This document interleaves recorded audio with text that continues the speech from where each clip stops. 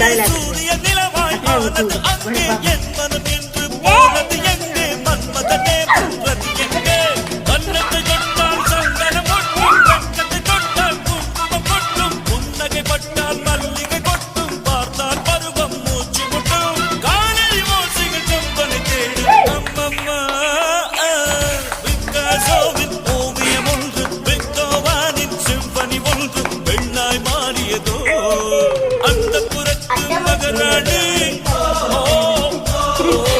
அந்த புறத்து மகராணி